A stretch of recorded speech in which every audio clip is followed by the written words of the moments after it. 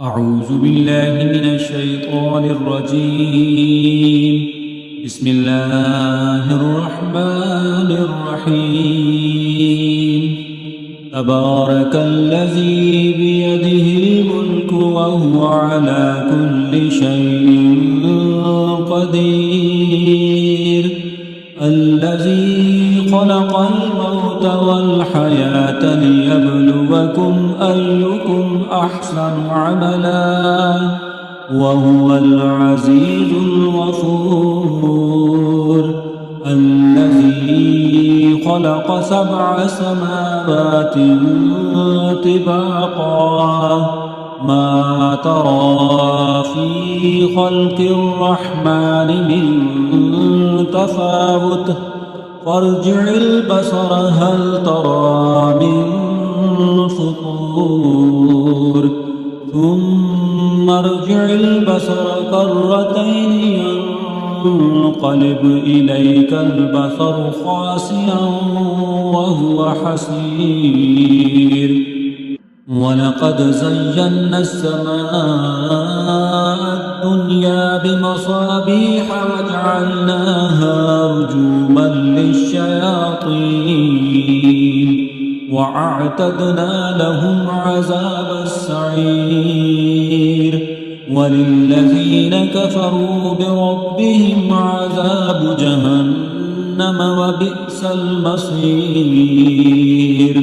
إذا ألقوا فيها سمعوا لها شهيقا وهي تفور تكاد تميز من الغيظ كلما ألقي فيها فوج سألهم خزنتها ألم يأتكم نذير قالوا بلى قد جاءنا نذير فكذبنا وقلنا ما نزل الله من شيء إن أنتم إلا في ضلال كبير. وقالوا لو كنا نسمع أو نعقل ما كنا في أصحاب السعير فاعترفوا بذنبهم فسحقا لأصحاب السعير.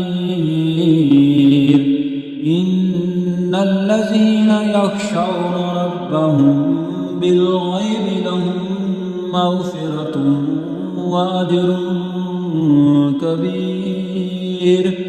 وأسروا قولكم أو اجهروا به إنه عليم بذات الصدور. ألا يعلم من خلق وهو اللطيف الخبير. هو الذي جعل لكم الأرض ذلولا فامشوا في مناكبها وكلوا من رزقه وإليه النشور.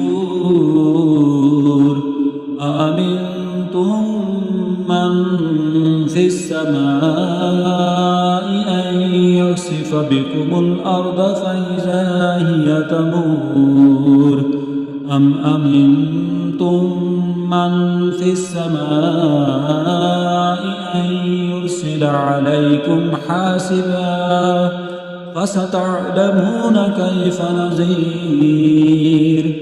ولقد كذب الذين من قبلهم فكيف كان نكير.